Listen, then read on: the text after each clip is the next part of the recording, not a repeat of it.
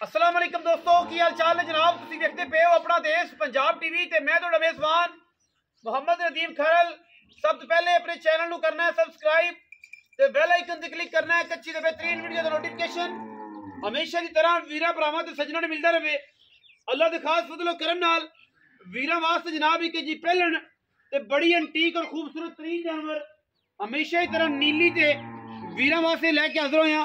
पहलन कट्टी है जी, मूँह तो 6 दंद या 4 है। ये सारिया गल्लां क्योंकि बाहर दी है, वीर ने वेखी नहीं तुहाडे ने, लेकिन 6 दंद होएगी या 4 होएगी, यही कुछ है। इस तो इलावा कोई परेशानी नहीं। पहलन मैं मत्थे ते बड़ी अलफ, अखां कालियां मणमण दियां, शेर बरीक सिंगी, काठा विच लैने देने मुकद्दर अल्लाह दे फजल नाल इंशाअल्लाह वीरा वास्ते जनाब तोहफे अपना देश पंजाब टीवी विखांदा है। खास नीली दी जनाब झोटी है, पहलन जनाब कट्टी है, पंडा लाई फिरदी है, पंडा लैने देने ते फिर मुकद्दर ने। मरले मरले दी खूबसूरत वंड और बेहतरीन नायाब नीली दा हीरा वीरां दी तवज्जो दा मरकज है। और जनाब खास दरिया दी और जनाब गुज्जर डेयरी फार्म ते जनाब अज फिर मौजूद है। बेहतरीन नगीना लैने देने मुकद्दर ने इंशाअल्लाह। वीरां वास्ते तोहफे दी कलैक्शन हमेशा अपना देश पंजाब टीवी वीरां नूं जनाब बेहतरीन और नायाब नीली दे हीरे हमेशा की तरह वीरां नूं 6 दंद जी, चलियां वाला नहीं छुटिया, छिकी है जी मूँह तो। बाबा थोड़ी अगे लै लो मैं माशाअल्लाह अल्लाह दे फजलो करम नाल कोई किसी किस्म का ऐब नहीं, कोई वादा नहीं, कोई घाटा नहीं। पंडा लाई फिरदी कर्म वाली पहलन होके बड़ी खूबसूरत नीली जनाब झोटी वीरां वास्ते असीं लैके हाज़र होए हैं। मरले मरले दी खूबसूरत वंड पंडा दे हवाने और माशाअल्लाह बड़ा नायाब और खूबसूरत तरीन जानवर पहलन। जेड़े वीर पहलना का शौक करते हैं, कहते पहलन लभण, सस्तियां लभण ते चंगियां लभण, उन्हां वीरां वास्ते जनाब वीडियो है। वो वीर आके वीडियो दे मौजूद होण और जनाब इस वीडियो के उत्ते आके रंग भाग लाण इंशाअल्लाह।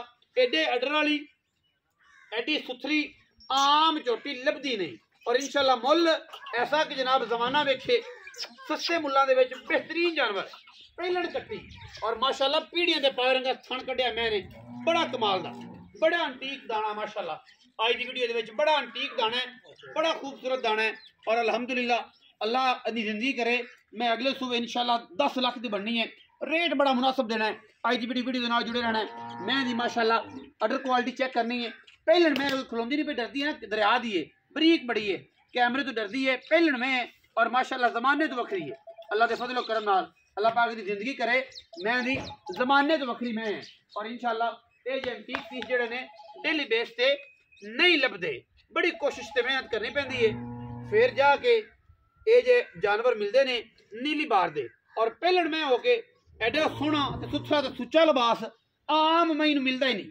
बरीक कागज वर्गी, टिशू पेपर वर्गी और माशाअल्लाह बड़ा कमाल दा जानवर वीरां दी तवज्जो दा मरकज है। और इंशाअल्लाह वीर तसल्ली करनगे। पहलन मैं दी माशाअल्लाह पहलन मैं होके अडर चेक करो जी, थन चेक करो, कैमरा से करीब हो जाओ, कुछ नहीं होता, की करेगी, ज़्यादा भजेगी ना, करीब होके भाओ, कोई मसला नहीं।